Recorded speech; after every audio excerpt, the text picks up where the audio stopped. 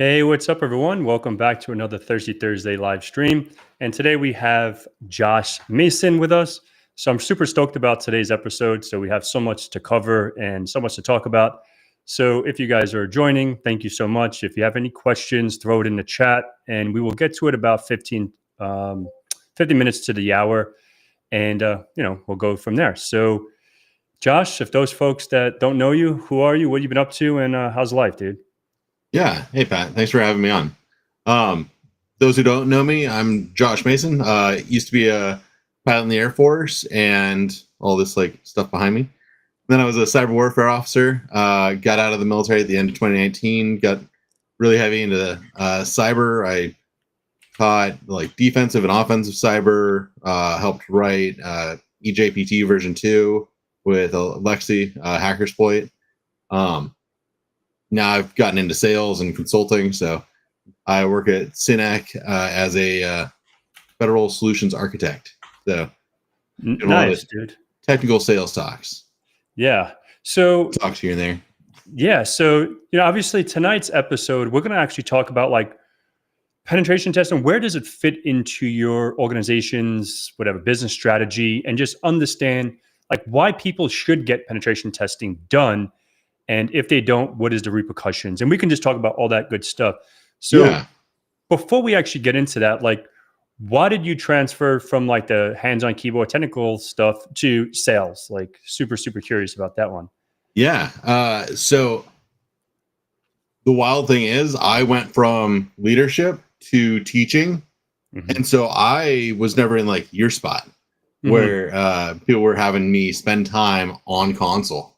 Mm-hmm. So after teaching with EJBT, I got tired of having to do this every day, but with no one else asking questions, just me recording myself. Yeah. And it can be hard to just talk about what you're hacking while you're doing it so that you can teach it to someone else. And sales is a lot like it, except you have a new audience every single time, and you've set up the lab or the environment or the demo to work for you. Yep. Rather than being a room on Try Hack Me or a new box on Hack the Box or an actual, machine that you have to test, how you get in. And so you can talk through it and look really good. For me, it was more the teaching aspect of it and doing a little bit of the cool hands-on I enjoyed. So I got the intro to the sales side, the solutions architect side or sales engineer side. And it was hey, it's this plus a lot more money. That's kind of the secret behind sales is it pays pretty well. Yeah.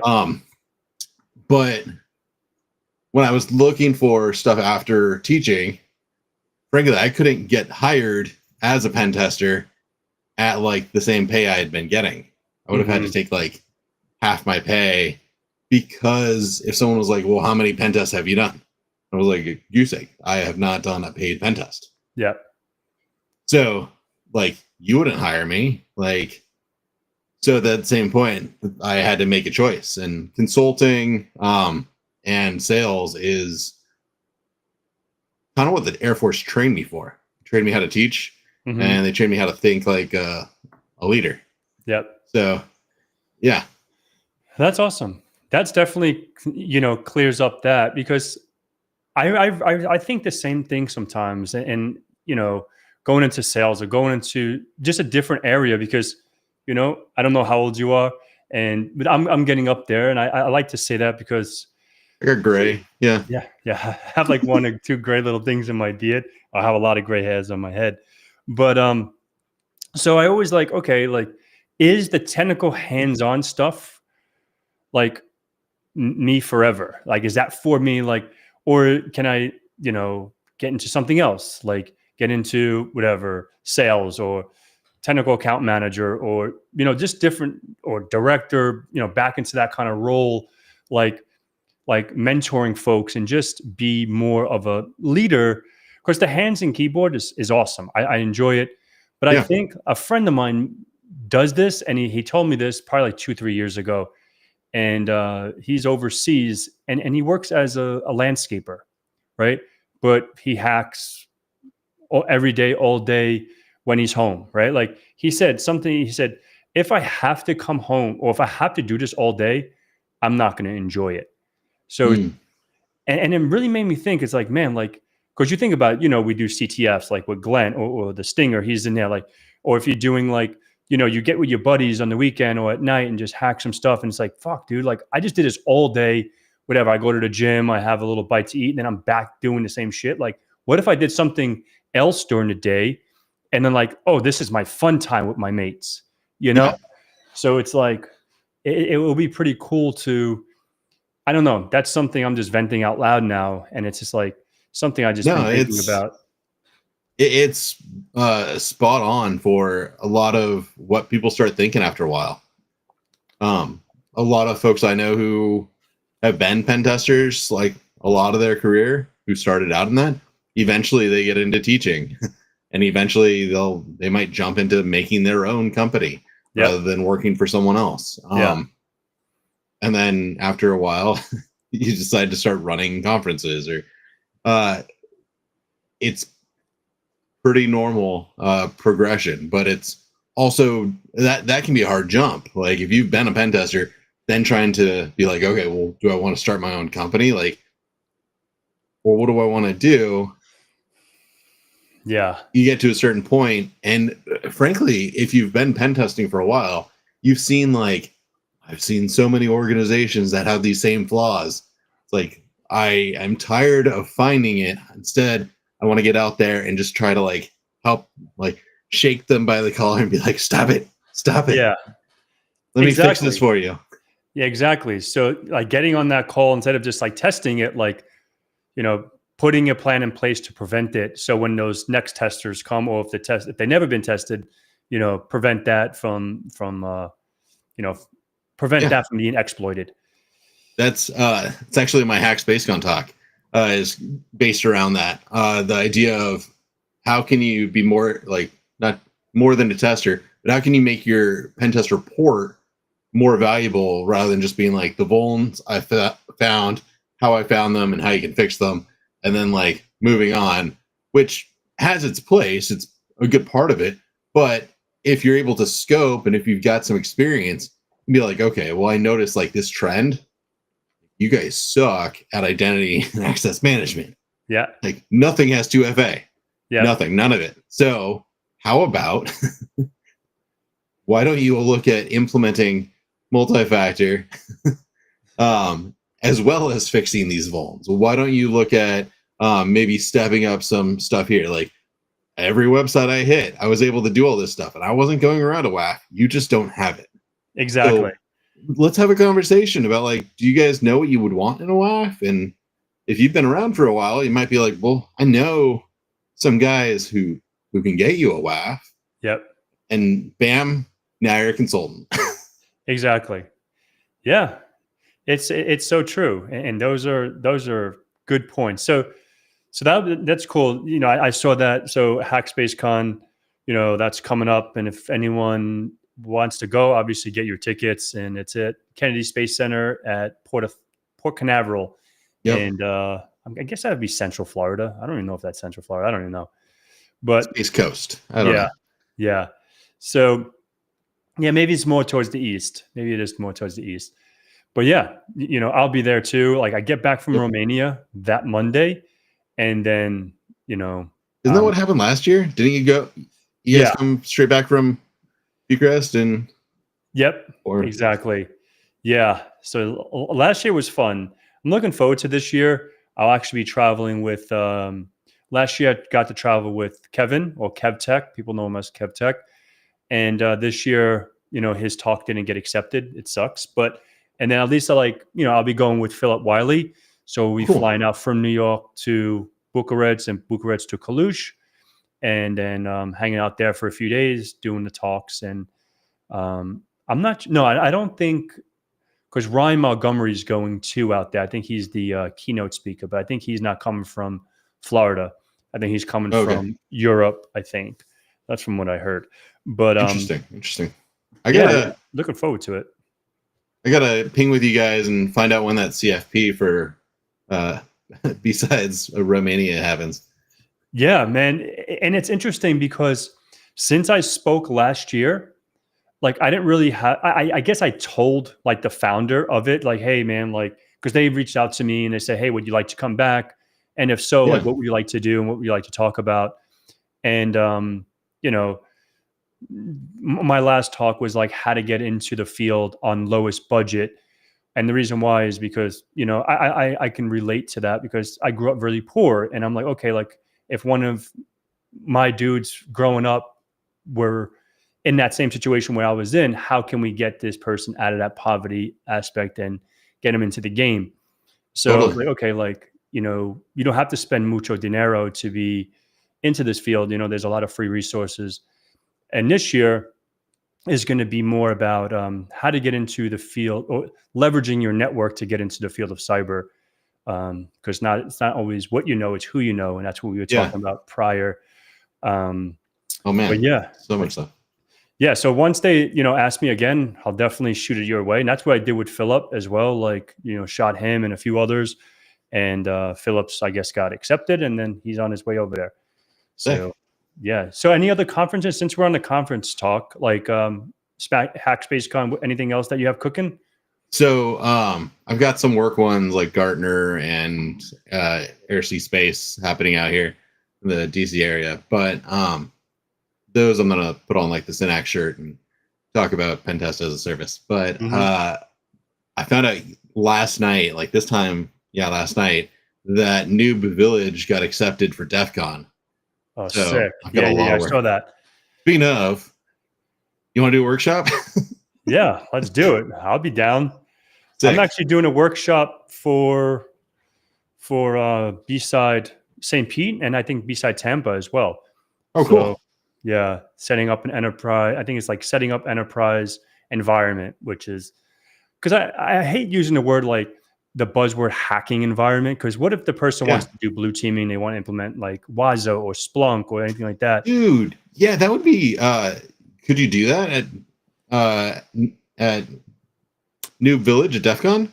Yeah, we can talk about it. Setting up your own InfoSec lab or however you want to label it. We can word it whatever, like enterprise InfoSec lab. We can set up the defensive side and then we can set up the offensive side. And then just like, okay, try to SSH into a Metasploitable box and see how we can get that telemetry ingested into whatever. Yeah, but yeah, that'd be sick. Awesome. Yeah, we'll let you. We'll work out details. Yeah, no, most definitely. I'll definitely be out there. So I'm trying to go to Black Hat as well. It's one I've never been to. Are you going to Black Hat? I'll either be going again wearing a Synax shirt and standing at a booth, or going to meet and greets and doing more of this. Yeah. Or last year I was a volunteer for Conference Associates. Sweet. And so I actually got to stand up and MC one of the talk tracks. Oh, so like I use this all the time, but I never actually show people. So that's dope, dude. I showed Michelle Khan and he's like, dude, I never got one of those. I was like, well, I do. I got it. I mean, don't be jelly. Over the course of like 2 days, I probably did talk for more than an hour on stage, but 2 to 3 minutes at a time, introducing talks. But I might be doing that again, and if that doesn't come through, then I might just show up as a podcaster and a camera and a microphone, just wander around. So yeah, that'll be dope. I want to do that. Like get the little things on here, clip it on, and just walk around like, yo, Josh, how is your time here? And how's it going? What is your experience so far at Black Hat? Blah, blah, blah. Yeah. And that'll be a cool idea. That would be if you want to do that, let me know. I'll hook you up with people. Well, yeah, man, that would be super dope. Yeah, that'll be cool. And yeah, I appreciate that. Thanks. No problem. So yeah, that's August. So going to like the next one now, it's October. Are you going to go to Wild West Hacking Fest? Yeah. Yep. I have actually just talked to someone earlier today. I've got a room booked at the Franklin. That's right there. because Mountain Grand is booked solid. Like they were sold out fast. But I guess there's a group that's got an Airbnb, and it's like one night at the Franklin is like the whole week at the Airbnb, and it's most of the people I was going to hang out with anyways. So Yeah. And it's just like the same distance on the other side of the school there. Yeah. From like the Franklin. Yeah. Oh, it's like that's a no-brainer. Yeah. So, yeah. Last year, Zach and I, we stayed at Airbnb, so it was pretty cool. I got my ticket. I haven't got my flight or my stay, so I need to figure that out. So that'll be cool to like, Airbnb with some folks and just shoot the shit. And I have a few people that are probably be interested, and so that'll be cool. Nice. Get some info on that, and yeah, and if there's that's anyone, a good one. Yeah, watching, like I think it's my favorite so far. Like DEF CON is cool because you have all your friends or your buddies, but like anyone and their mother can go there, right? Like it's just like It's a lot. packed. Yeah. But like Wild West Hackin' Fest, I think it's more intimate and like you're there because you want to be there. That shit's like in the fucking boonies. You get off the airport, you're like driving like an hour, Yeah, people who are like, well, like I complain about it. I'm like, it's hard to get here, but that's not a problem. I kind of like it. Mm-hmm. Exactly. Yeah, but it just then forces people like you really got to want to get out there. Mm-hmm. It's a small airport in South Dakota. Take an hour bus into a small little town that we take over. Exactly, for the couple of days. Yeah, it's pretty cool. Like, so if anyone's out, going to any of these conferences, please, if you see Joss or myself, I'm always down to shoot the shit and talk and get it up. So that's always like the wildest thing for me. I'm getting a name tag made up that says, "Yeah, I'm Josh. Don't worry, I'm more scared of you than you are of me. Like, please say hi." But that's a lot to be on like a name tag, so I got to figure it out. Maybe just do a shirt for that first day. A shirt. And just put on the back. Walk up to me and tap me if I didn't see you. I like it. Yeah, I interviewed someone on Simply Defensive last week. He's like, I saw you at this conference, but I didn't come up because you looked like you were busy and stuff. I was like, that I was, because it was one of the, like, it was either Deadwood or Denver because I volunteer, but nothing's that important. Yeah. So you can walk up and say hi, and I'll be like, hey, how's it going? We'll chat about shit up until like, okay, I actually do have to go do a thing. But yeah. I always say the same thing because, for multiple reasons, because obviously having a conversation with them or with that person may not come across again. Like, what if, like we crossed paths at one time, and it's like, even when I saw, what the hell's his name? The guy with the long blonde hair. I'm fucking drawing a blank. The bug bounty guy, Stoke. Yeah. Stoke. Like when I saw him out in DEF CON, I'm like, he has his glasses on. I just said like, yo, man, like, what's up, man? Cool that you've been traveling around with your van. Took a disconnect from the world of content creation, doing your own thing, dude. Like, kudos to you. And how's it going? How's life? Like, if I would have been like, damn, this dude's, does cool shit. And I'm like, I'm not going to fuck with him just because, he's who he is or whatever.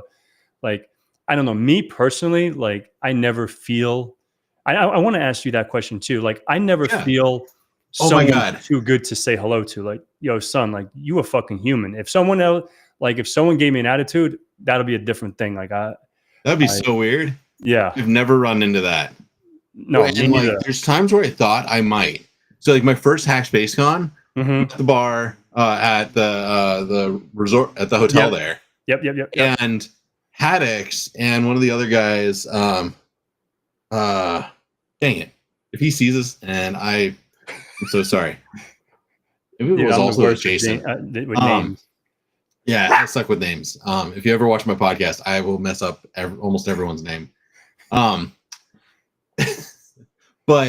I was like, hey, Jason Cowie told me, like, said to say hi next time I see you. And that like was the kickoff, because like I didn't know how to just be like, hey, I have watched hours of you talking to cameras on YouTube and been following your your stuff. Sorry to sound like a creepy stalker, but I think what you do is really cool. But I mean, I didn't know any other way of going about that. Mm-hmm. But like last year at DEF CON, I saw Ben Nomsek, Yeah. and I had the same thing. Like, it was in between one of the rooms. I was just wandering around, and I was like, "Hey, Ben, I'm Josh Mason. I don't know if you know me. I've been a big fan of what you're doing." He was talking with some other folks already, so I did kind of butt in, but I felt weird. Like, was like, I don't know that I can, like, I feel weird just standing here and trying to have a conversation with you, because like, maybe he knows who I am. Like, we've interacted a little bit on LinkedIn and stuff, but like, yeah, I don't know. I get those same weird feelings. I saw Marcus Hutchins had the exact same thing. I was like, "Hey, Marcus, big fan of what you've been up to. Sorry how you got treated. Love what you're doing now." What happened with him? Like, Marcus, he got Yeah. arrested. He saved the world from shoot, what was the? Now I'm blanking. That someone save me here in chat. Oh man, back in like 2017.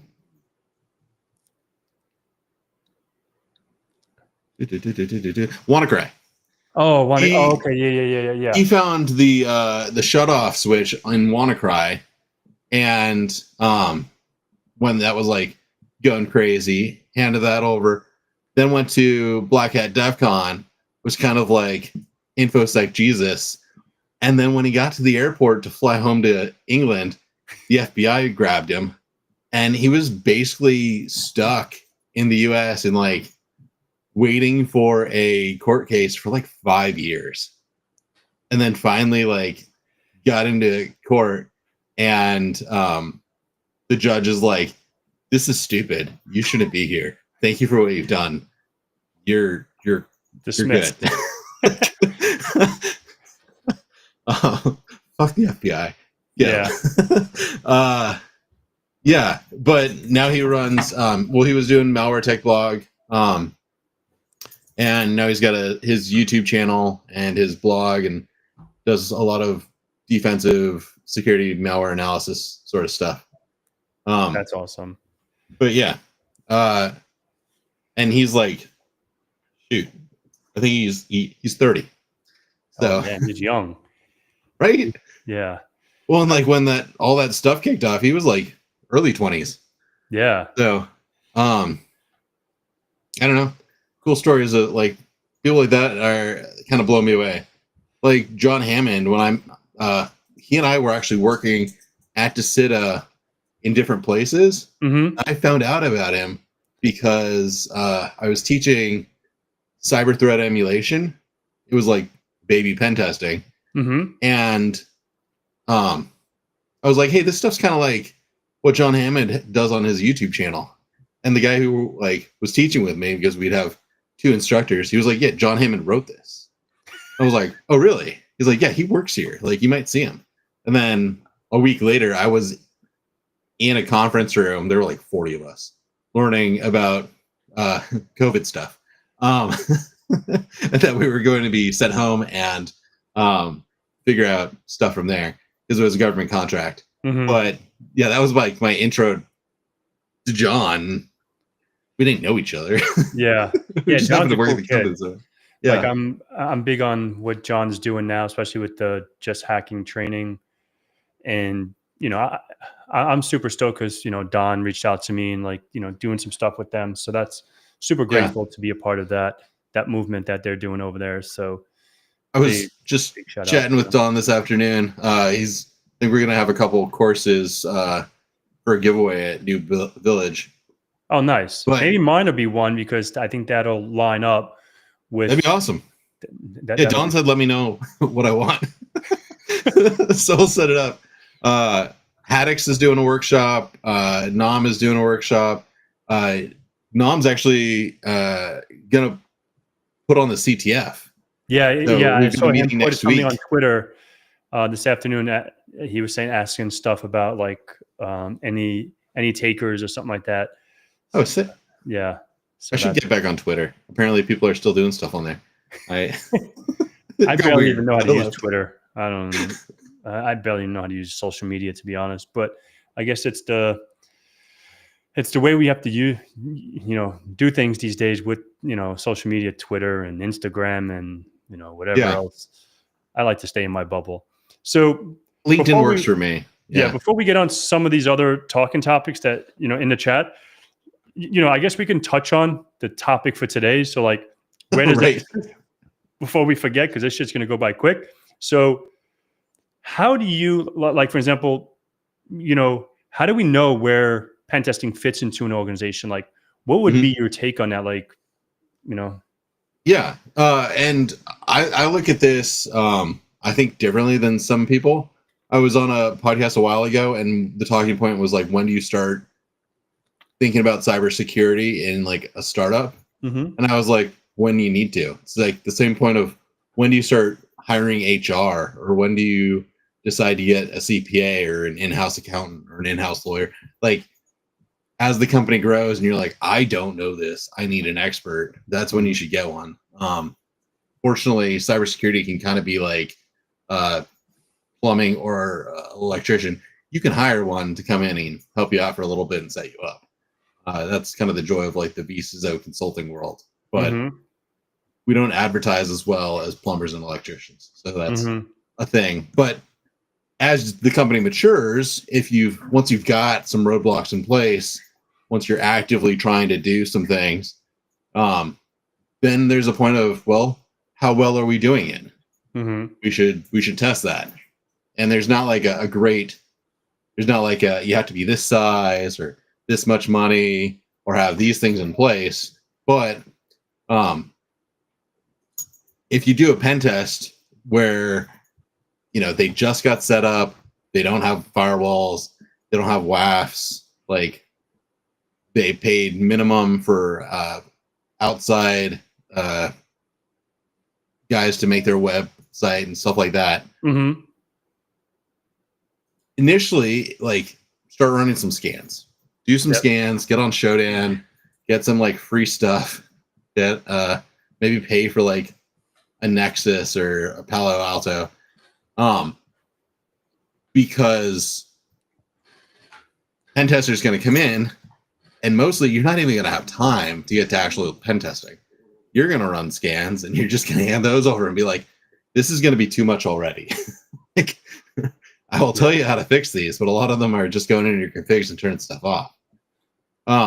So like, if someone hasn't started scanning themselves, a pen test is kind of a waste. But then, once they've got things up and running and they're trying to figure out like, how am I secure?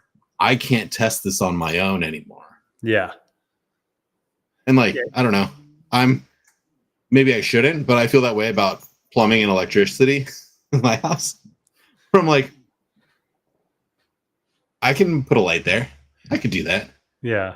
Now, when my wife's like, okay, can you make a light switch over there and over there and over there? I'm like, probably, but I don't want to. Yeah. And then I, go online, electrician near me. Exactly. Yeah. Go and putting the, three-way switches and turning one light on and the other one goes off. And it's complicated. I watched the electrician F it up. Yeah. He's like, oh my God, what'd I do? And I was just like, I'm so glad I'm not worrying about this. I'm going to go back to work. Exactly. Nice. That's definitely, and I think that's super true, because like, people don't really think about pen testing, and then, especially like smaller orgs, like, especially if you have like an MSP or an MSSP, and it's like, okay, you start offering quote unquote pen testing services. Yeah. And to sell this to your clients that you've been just managing maybe for $1,000, $2,000 a month for the last couple of years. Yeah. And now you come in and say, hey, like, we have this service called pen testing as a service, or whatever. Right. Pen testing, it's going to be 10 grand for 40 hours. Like, holy moly. I haven't paid you 10 grand for the whole year. Like, why are you going to, so it's like, I was like 10 grand for 40 hours is like, that's not a bad price for a pen test. But Exactly. I just threw that out there because I know people Yeah. that's what they charge. Right. And but like now when you could do like adversary simulation and showcase, okay, like we're only your MSP, but now we're offering this service because we got a pen tester on staff or someone that's an expert in this field. Yeah. Now, we can get on, a sales call or like a demo call, just showing this in the lab and saying, okay, like we can mock your infrastructure, and God forbid, like you're talking about MFA. What if there's no MFA on anything we do, like whenever Yeah. account takeovers or whatever, we can go on to different, DHash or the dark web or, wherever to see if your, Right. your creds were ever leaked or whatever. And There's it's some crazy. frameworks that like kind of give you a path. Mm-hmm. So like CIS 18, it's got Mm-hmm. tiers, and in those tiers, like some direction. Yep. So like if a company doesn't have policies, if they don't have like IAM set up, where like if everyone's got admin accounts, then yeah, if you don't have any sort of segmentation or access controls, like let's do that first. Yeah. But yeah, once it gets a little more complicated, if you've got an MSP or an MSSP, if you've got a SOC now managing things, that's usually a good time to maybe not get a pen test, but get some sort of scanning going on. Mm-hmm. Probably the MSP or MSSP has licenses for Nexus or Expanse or Nessus, something. Qualys, whatever it is. Yeah. Just to run something in your environment. And right?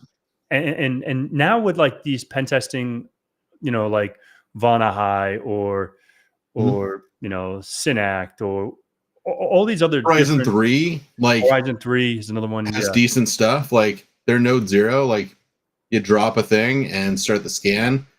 It'll run Nmap. It'll run some vulnerability scans and do some light pen testing. And frankly, for small org or any org, that's pretty decent scanning. Yeah, and it's a start, right? It's a start, and it's gonna do what a lot of them would want out of a pen tester. Yeah, up until a point. Mm-hmm. We work at a weird level at Synac, where an org's got to be their pain points aren't do we need a pen test? It's they're tired of trying to find a new pen testing firm like every quarter or for each of the different offices, because like I don't know, there's this idea we don't want the same firm each year, or PCI or CMMC. Sometimes you can't have the same firm. Yep. Or for a lot of SOC 2, the CPAs will want you to have different pen testers. So once they get to that sort of level, and I don't want to try to sell Synac here. This is not the place, but it is it's one of the things that I think is cool about it is that like we've got like 1,500 to 1,800 pen testers that we can. What the TAMs end up doing is picking researchers that fit what the clients kind of need, and we'll set up cohorts. And so like a 14 normal 2-week pen test, we do the scanning beforehand. Usually that's like I do the scanning or TAM would do the scanning. If it's a new customer, that's what I do. Run the against all their public looking stuff, maybe get into Burp Suite Pro and run some scans, do some interceptions, find some stuff. So we've got a starting point. So then when it kicks off, you've got actual pen testers hands-on doing stuff, finding exploitable vulns. And that's kind of the top level, and eventually getting like continuous pen testing where you've got a red team that's new thing comes out, they test it. Like John Hammond dropped a video, let's try it out. Exactly. Yeah. No, facts. I think that's super, super, super cool. And having these platforms today, like it makes things a lot easier and more streamlined. Yeah. And so there's another talking point that I would like to talk about is like, and I've seen someone say, what is the topic for today? It's like, where does pen testing fit in your organization? So So say, for example, there's someone that wants to get into offensive security or pen testing, and they, there's so many certifications out there, right? And we all go for, including myself, like I made videos on, like, oh, like these are the certifications that I think you should get. But I Yeah. only talk about the certifications that I have. I'm not going to talk about stuff that you should get that I don't have because I can't really Right. vouch for that. But like, where do you, like, what is your opinion on people like trying to get into the game, like Yeah. certifications? Like, are you a big cert guy, or like, what is the So point of a certification in your opinion? um it depends. So like I did EJPT, and the reason like I jumped into that is there was an existing course. Um Frankly, it was dated and needed updating, and I felt like it didn't do a great job of taking you from like no knowledge to being able to do something, Fair get a enough. shell somewhere. Mhm. But frankly, uh uh practical ethical hacking from Heath or some of the other like or the zero to hero stuff that John and all the other guys had put out was also decent. Just wanted to get it all in one course and then have at the end of that, um, my mentality, what I got from the Air Force. If you teach a thing, test it, Mhm. because otherwise, how do you know people got it? So we built the course, and then after that, we were like the same guiding principles of what do we want people to be able to do at the end. We were able to just take that, and these are now the exam objectives. Mhm. And they like, how do we test that they can do this? How do we test that they can do that? And it's decent. It's a good one. I've gotten good feedback on it. I've seen some people don't like the course, don't like the training. That happens too. Yeah, I of get it. course. Can't satisfy Yeah. everyone. I mean, I did not like Pen 200, and the test has its own failures Yeah. that people don't like. So I get it. But like in the end, you don't need any certs. I mentioned Marcus Hutchins. Um, when he found the WannaCry, he had dropped out of high school. He didn't have any certs.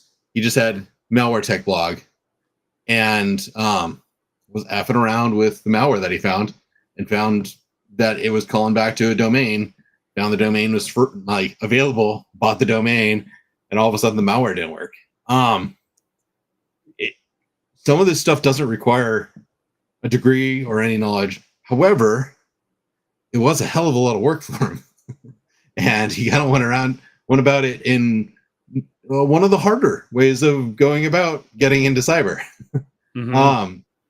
If someone's got some money, or if they don't have money, they should be following everyone on YouTube who puts out content, like you and Tyler and Kev and John and Yeah. InfoSec and Tiberius, and learning whatever they can for free. Yep.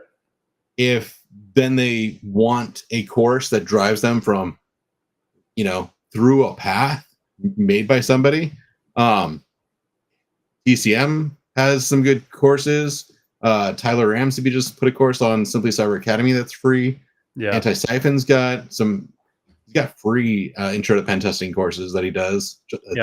John Strand. Strand puts out. Mhm. And then there's price tiers all over the place, Mhm. all the way up until like if you want to donate a kidney and take like a SANS course, like still Nmap and Metasploit, like Yeah. JPen or GPen, OSCP, and PNPT. Like you're doing Nmap and Metasploit. Like there's not too many ways of like getting an initial shell on a network infrastructure until you get, and then you get into Active Directory. And frankly, again, you could take like upper level SANS, like Pen 300, or figure it out from YouTube. All Yeah. these are possible. There's gaining the knowledge, and then there's getting the job. Yep. Some things, if you wave around like your OSCP certificate, people have a certain level of trust. Mhm. They're like, that's not easy. You don't just wake up and get that. CISP is kind of the same way. People are like, well, you have to know something to have Yeah. gotten this. You can't just wake up, walk in, and pass that one, because that one's bullshit and difficult. Yeah. But like, it proves that, like, the thing that it proves is that you worked towards a thing so you could do a thing. Doesn't Yeah. necessarily mean you're a good pen tester. It doesn't mean that you'll get all the vulns. Doesn't mean that you'll make great reports and actually be useful. But shows that you did a thing Mhm. at one point. So, like, that's my take on certs.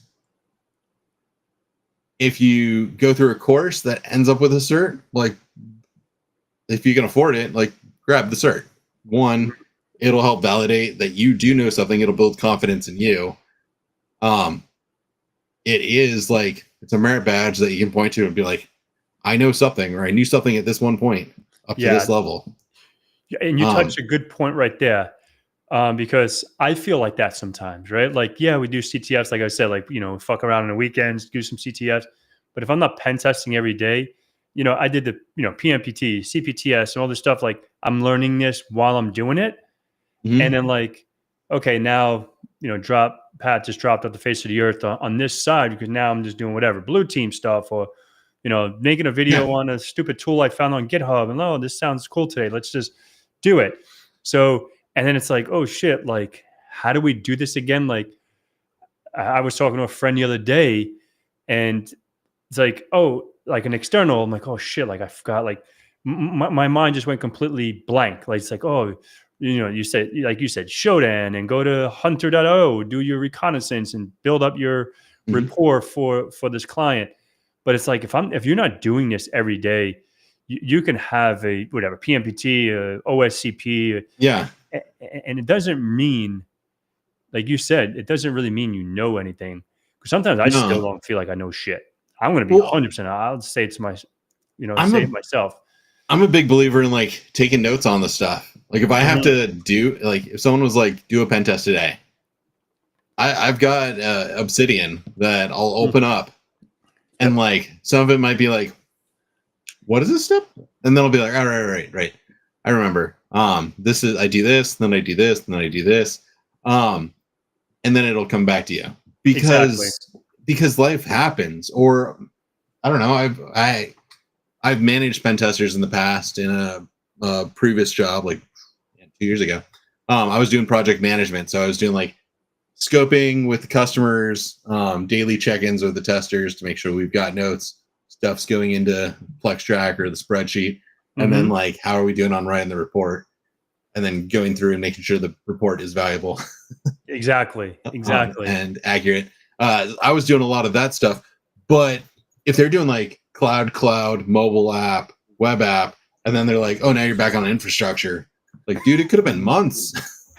Yeah. Could have been months since you were, like, given AD creds and, like, asked to go in and do stuff. It's like, crap. How do we start Bloodhound? Like, do they have an update? Like, what's this? Exactly. So Exactly. And now they have, like, it's Bloodhound Python and Bloodhound Community Edition and all that stuff.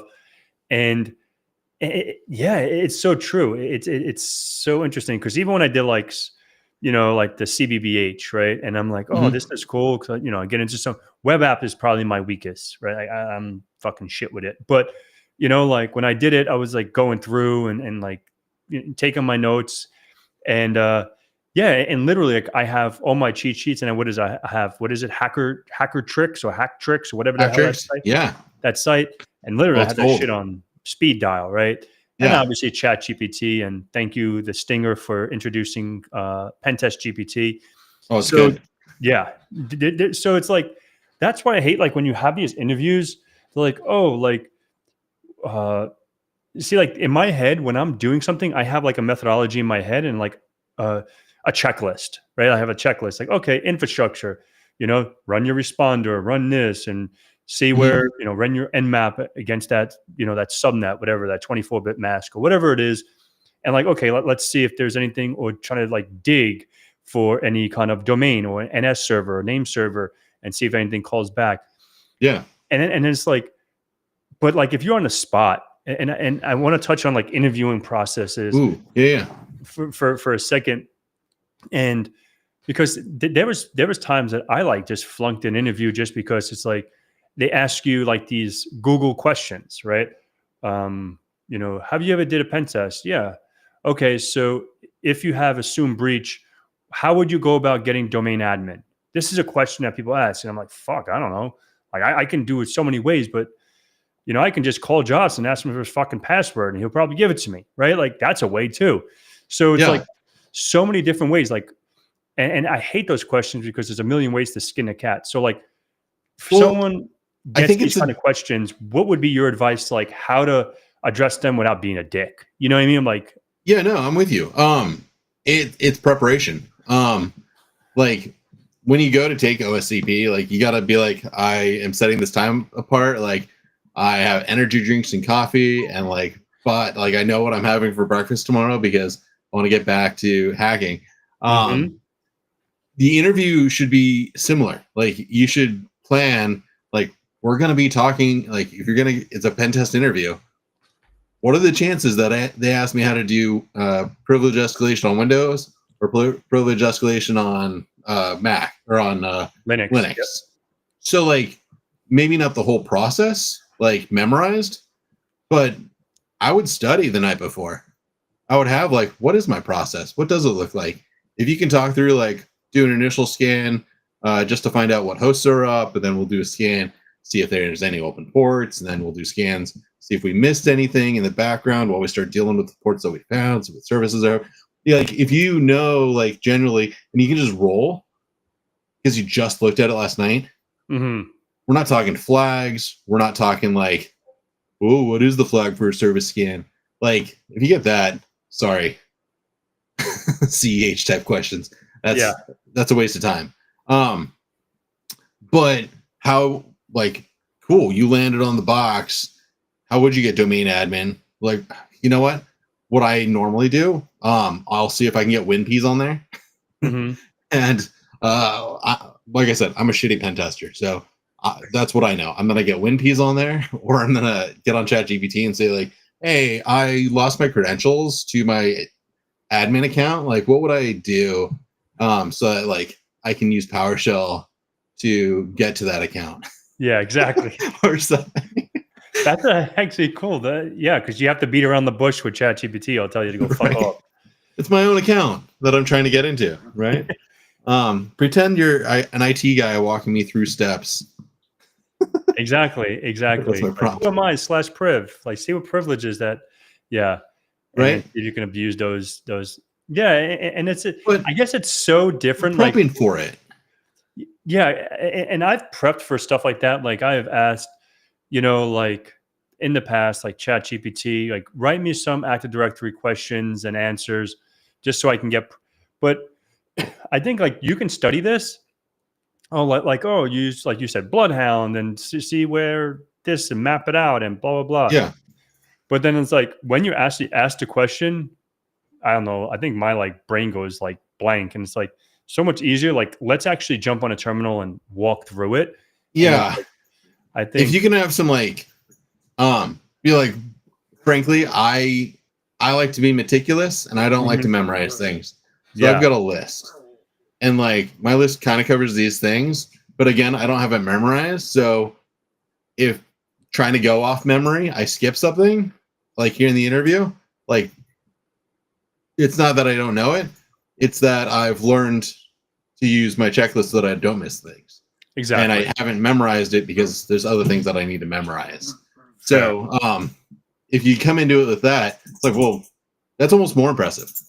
Yeah. Like, this person's prepared. Like they've taken the time to make like their checklist. And it's like, well, can you pull that up and like walk me through some of the stuff that's on it? Now you can dive a little deeper and look a little better. So it's some gamesmanship. Yeah. I gotta admit, I'm not good at this stuff. One of my favorite books is How to Win Friends and Influence People.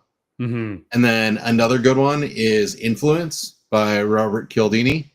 Mm-hmm. I did a couple talks last year using the principles from those two. You can start to use some of that stuff in interviews.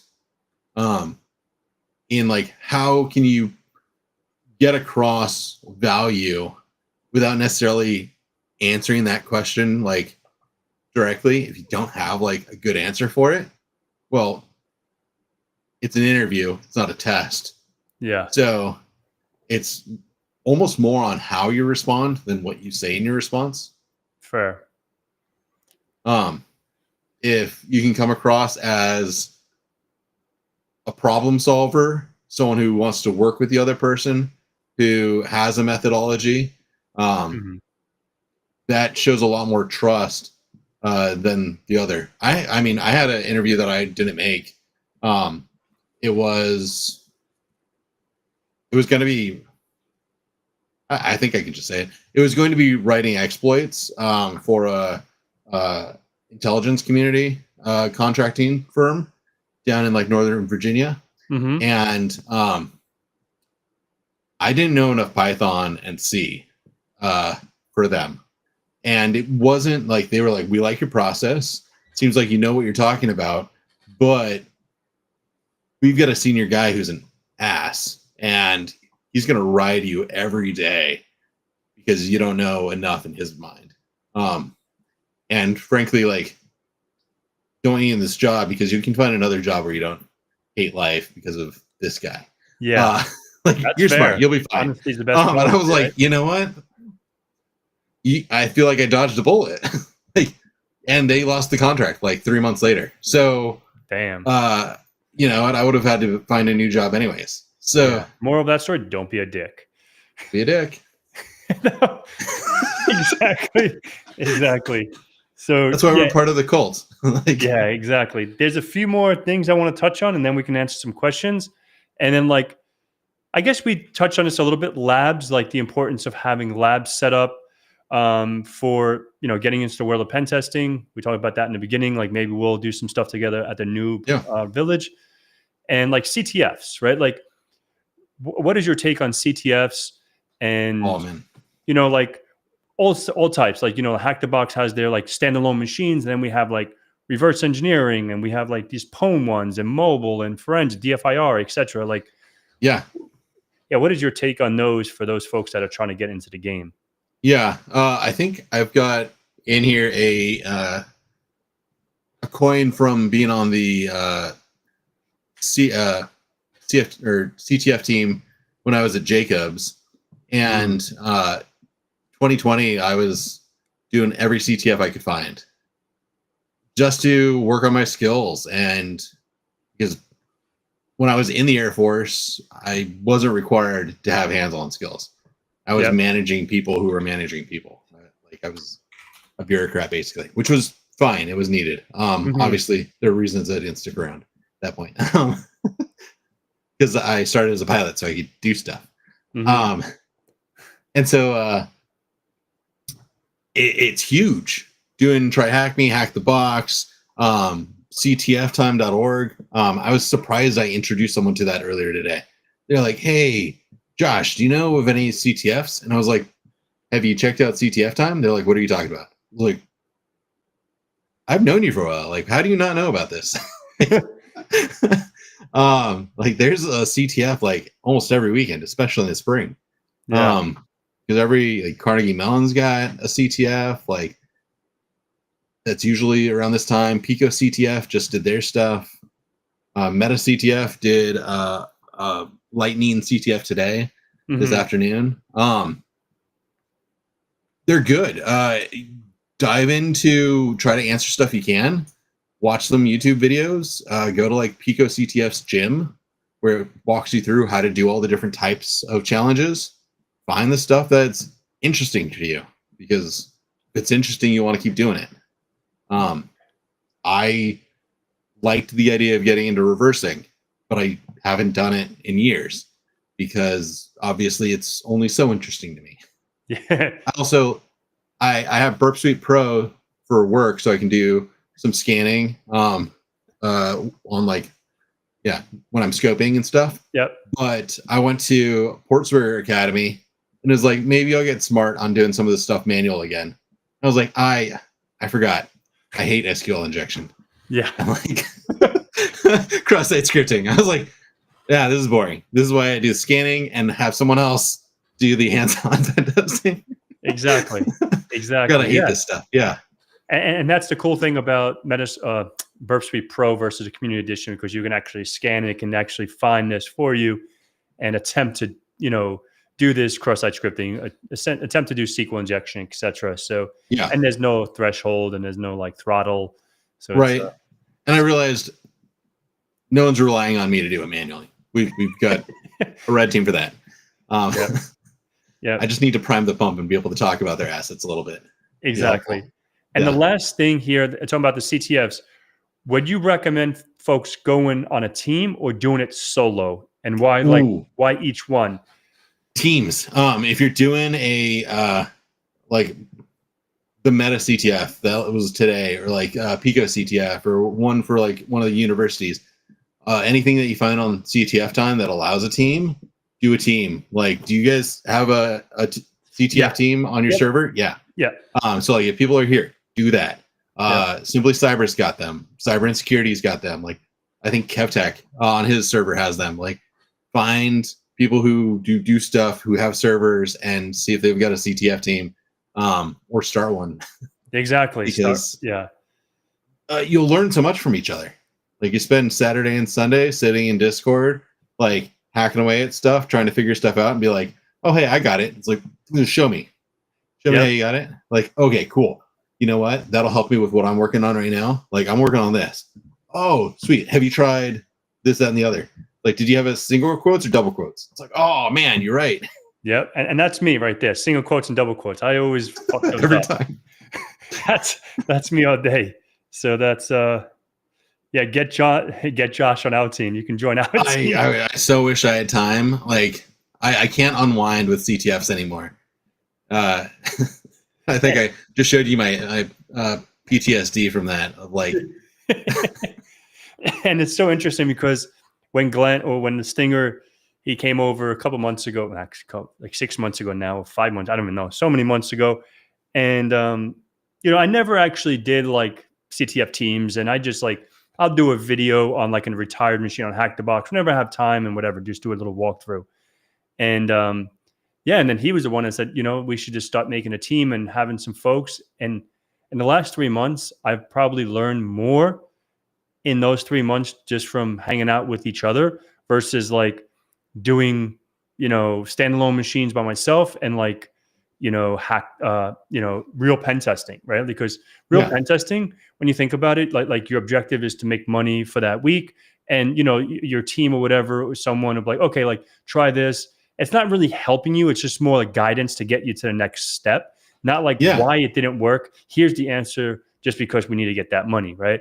So like having, Pat needs to sign that says single quotes and double quotes. Exactly. Maybe I should get a sign up in the back.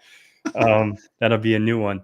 And then it's just like so interesting because like I think when I did this standalone, I think what machine was it?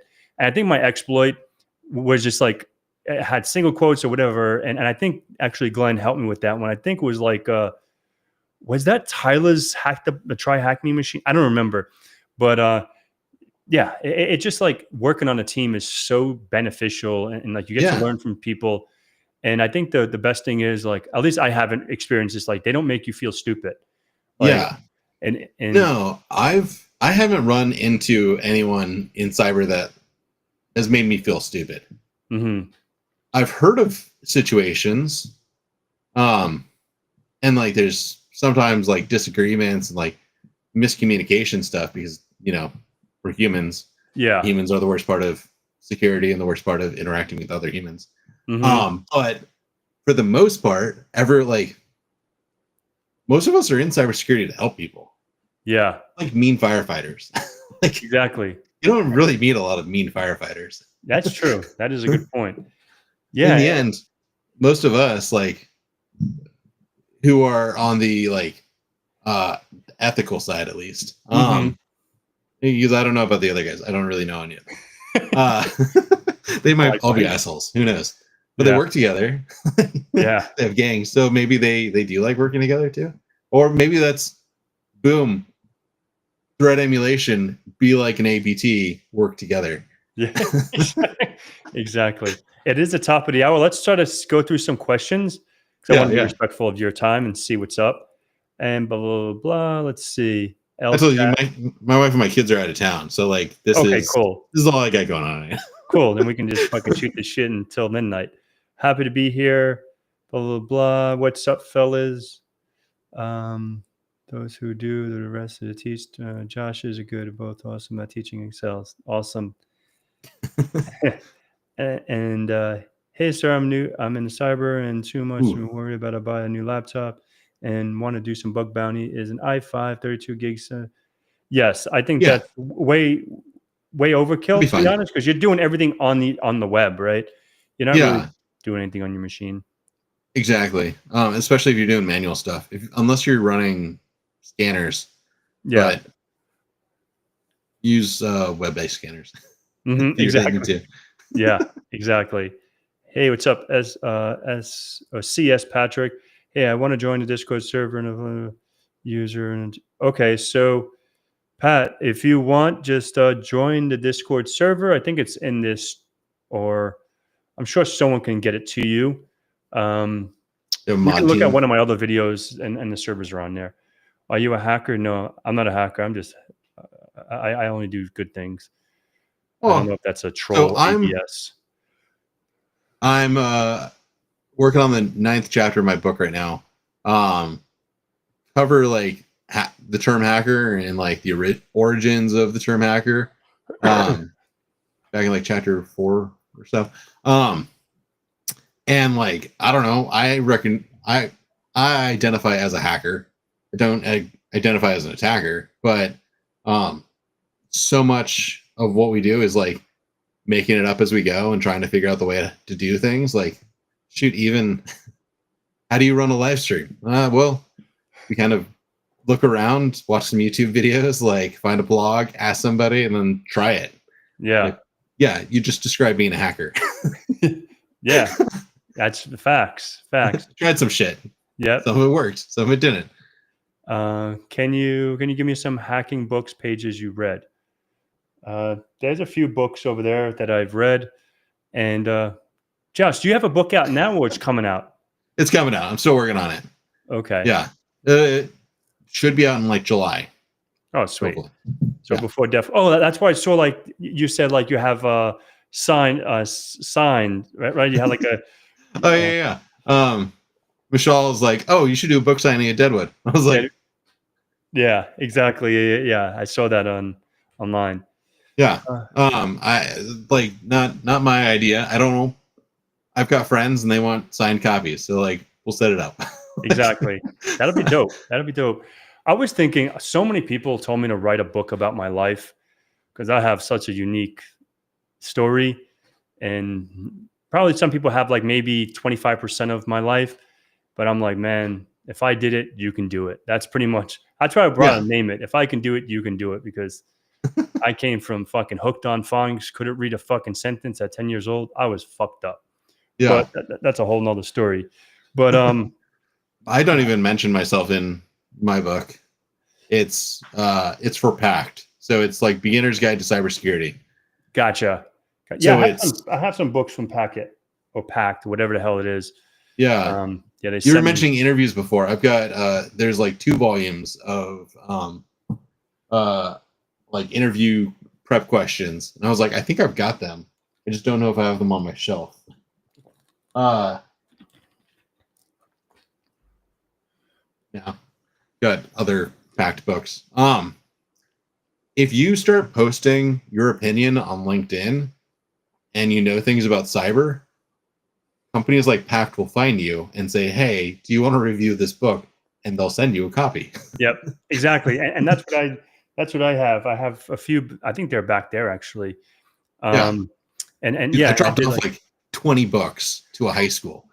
And I was like, "Hey, you guys can have these." And they're like, "You don't want them anymore?" I was like, "It's intro to pentesting. Like, I could write this shittily, but like, nah, you can have it." Like, yeah, I've got the ebook too. Exactly. And this thing of the Warrior, it is a nice setup to run in a bare metal Kali. It is a. Oh, I guess he was just going bare metal Kali baller. Yeah, be prepared to reload it. Yeah, like frequently. Yeah, he has. If you've don't follow, or if you're not connected with Glenn, every Saturday when we do it, he always posts his setup. He has like fucking, I don't even know. What do you have, like 6 or 7 screens, different machines? I don't know. This guy's on some other shit. I only have one machine, and it's way overwhelming for me. No hat. What's going on? Oh, I had my hat on. It's right here. And I guess my hair's growing, and we'll see. And like, Is I'm it? actually gonna, because I used to braid my hair.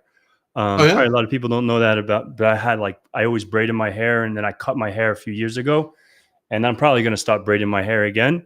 But yeah, it's still a little short. I guess it's pretty long. I guess it is pretty long. But My hair was just about at that point, like 2 weeks ago, where I could like reach my nose. yeah, I was trying a thing, and I realized I fucking hated it. So went back to this.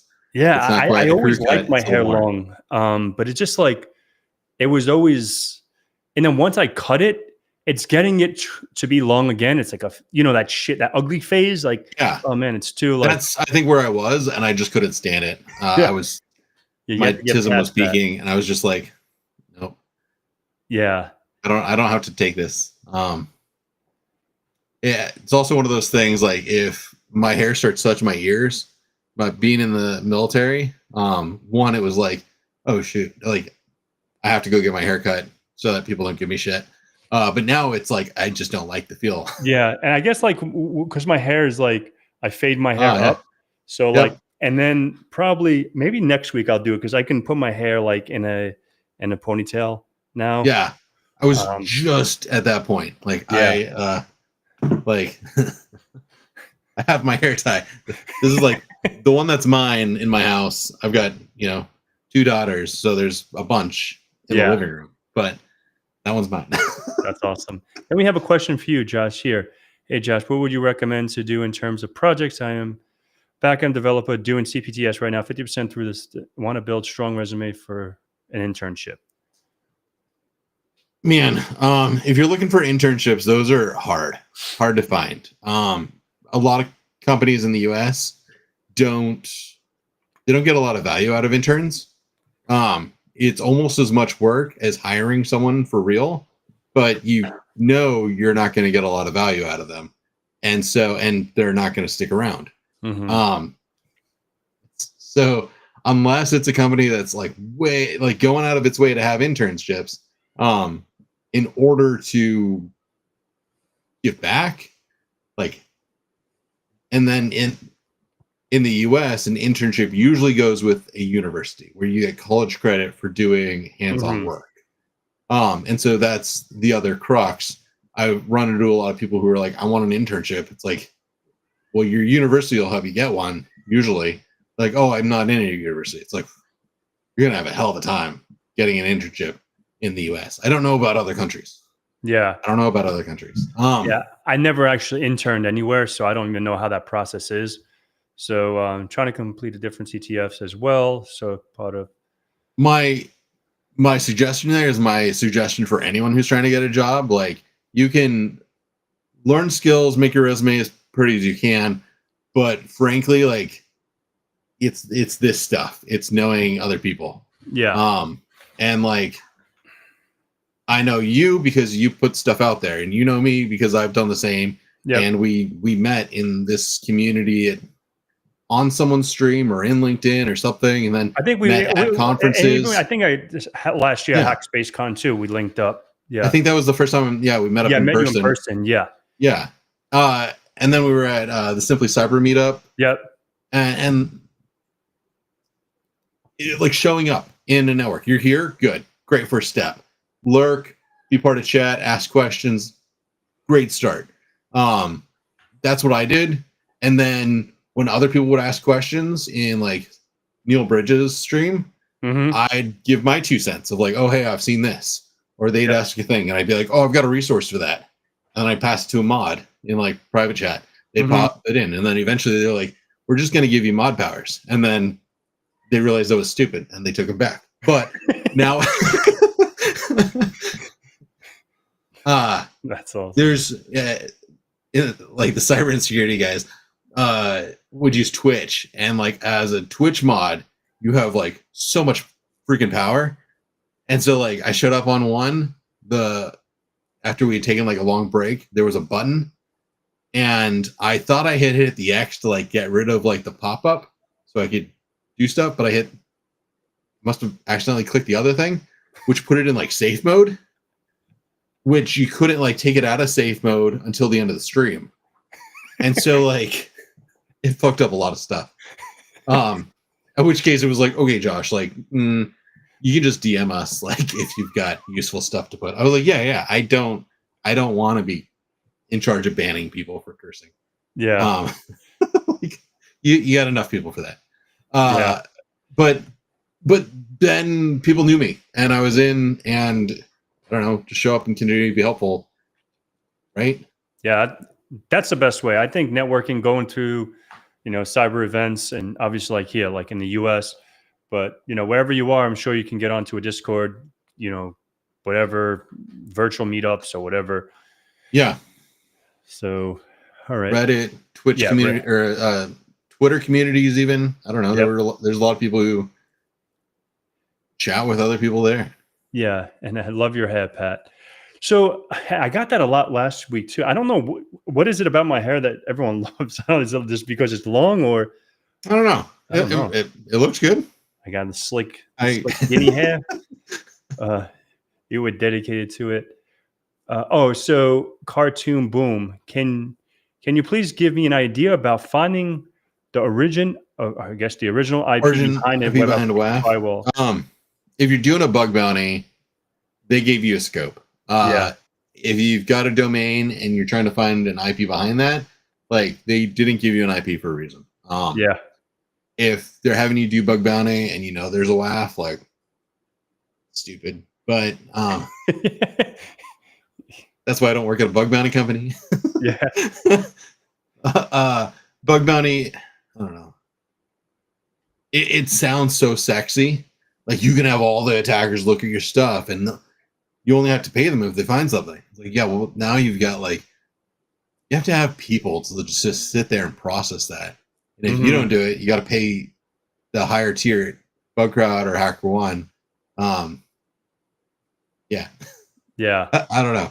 I never really got into the world of bug bounties. I think I did one with two, I think, with a couple of friends. One was just like, it didn't really, we didn't get anything out of it. And the next one was like $500.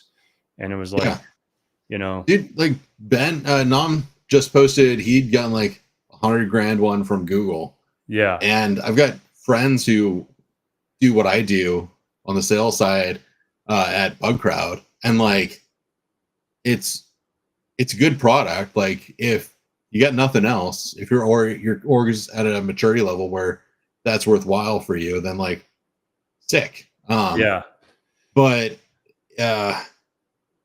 and some people can make out like bandits.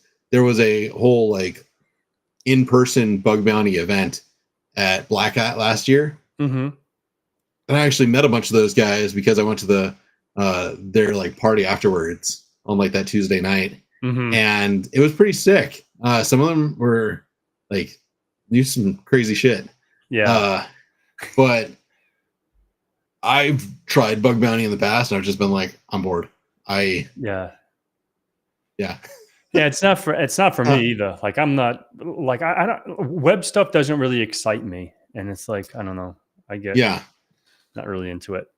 Right. So this thing of her wife says his hair and beard remaining him and Will Winston. Best VPN for Android.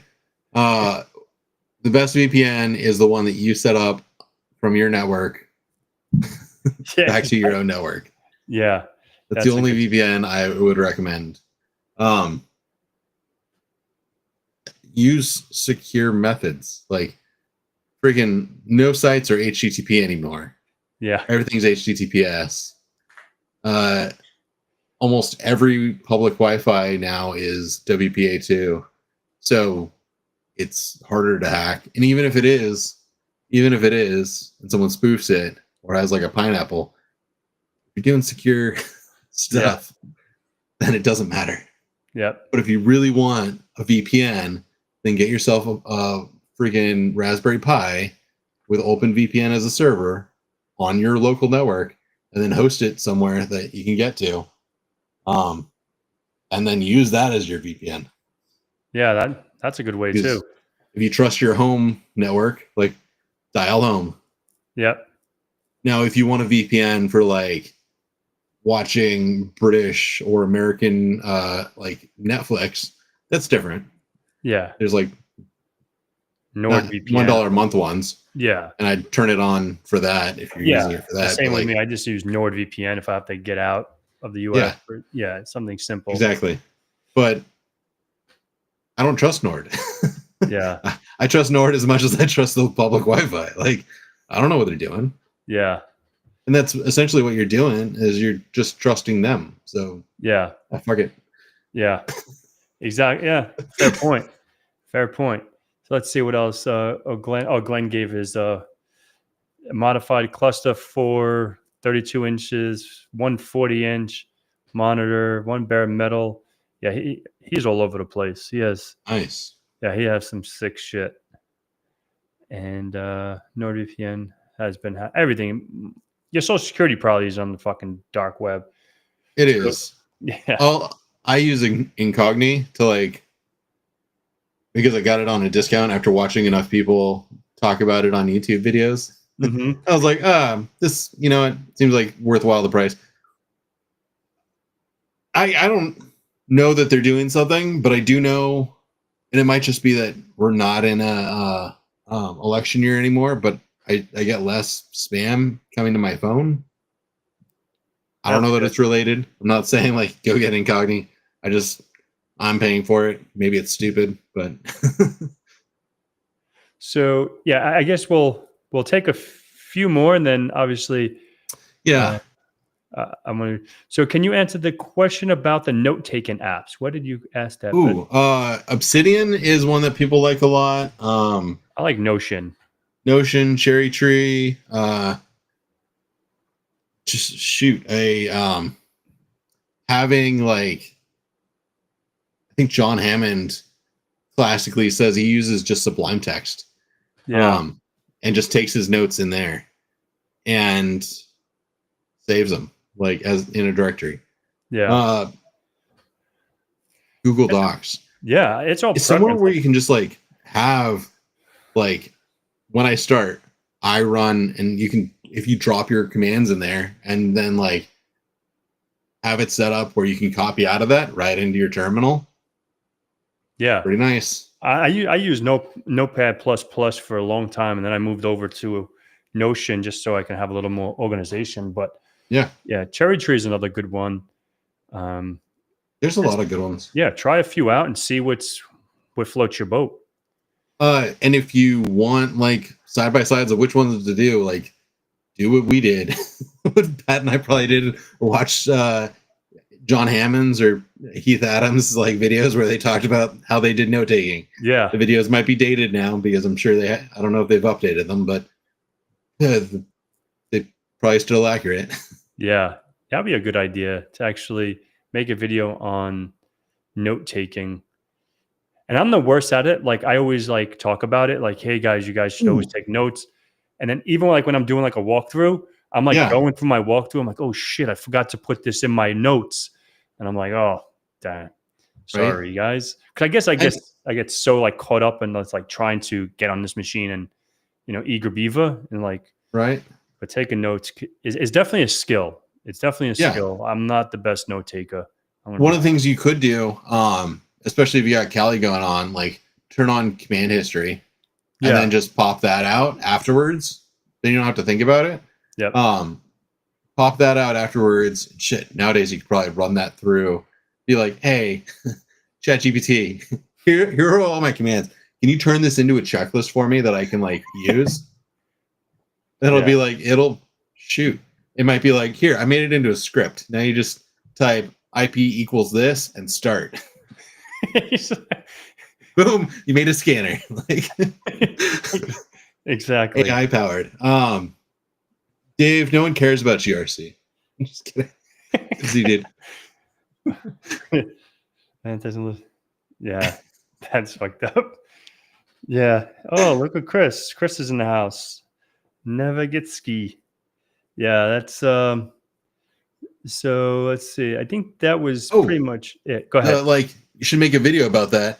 Like whoever asked that question, you make a video about it, and then Yeah. like share it with us. Like you get in on this stuff. Like Yeah. and shoot, like put on like if you don't want it to be your face, we don't care. Some of Heath's early videos, a lot of like most of my videos, other than podcasts, like are not my face. They're just like the terminal. They're like Yeah. my screen, what I'm working on. Like, don't overcomplicate it. Right, Dave? Don't overcomplicate it. Just hit record. Uh, Exactly. Dude, like I didn't even know how to use my face in a lot of my beginning videos. I barely even knew how to use OBS. right? I had like a headset with my mic. I didn't have like a real microphone. I just had like a headset and just hit record. And to be honest, I never thought this would come out of what I did. I just did some videos on Palo Alto with a few friends, and here we go, 4 or 5 years Yeah. later. Agreed. So, all right, we'll take one more. What is this? Yeah, one more. Yeah, and then I'm starving. During a pen test, a person will take notes on the note taken app. For an example, what are the changes that by the app itself? I mean, there's a lot of people believe in like screen captures. Like there's a couple tools, and shoot, I don't know if I got this from like Practical Ethical Hacking, one of like the early ones that like Heath has of like something that'll take a screenshot like every 30 seconds. But then the pain is going back and trying to figure out like filtering through all of that, especially if you do like 40 hours of pen tests. Yeah, But that's if you're using Flare something. maybe I know don't Green know. Shot. I don't know if Green Shot does that. I don't. They're just like a snippet. It might. I know you can. It might I don't have know. something where it takes regular ones. In Linux terminal, there's a couple built-in commands, and you can also like just turn on history and then export history. Exactly. Yeah, that's what I've done. Yeah. And cool. Gosh darn it. Gonna get called out at Pat Street. Got him. But yeah, man, that's pretty much it. So I guess the last thing, like if a flame shot, that's it. Flame shot. Yeah, man. If anyone wants to connect with you, Josh, like how can they go about connecting with you, supporting you on your socials and whatever? So I think I'm just Josh Mason on Discord. I got tired of like trying to figure anything out. I'm like the only call sign I've really ever had was Fungus at pilot training, which is an acronym and a whole story, and we can chat about that later. But that's why it's Josh Mason with a mushroom after Fungus. Yeah. But it's I don't know. I've never had a good handle, and I don't want to try to create one. So, and everyone just knows me as Josh. So, thus, I'm on LinkedIn. I'm on the server. Those are the best places to find me. Cool. Ask Pat. Yeah. Have to send it your way. Awesome, dude. Thank you so much, and I really appreciate it. I'm glad we were able to actually get this together. Yeah. And if you ever want me to come your way, let me know. I'm all game for that. Definitely. And, I appreciate everyone hanging out tonight, and I'll see you guys on the flip side. Thanks, everyone. Yeah. Much love.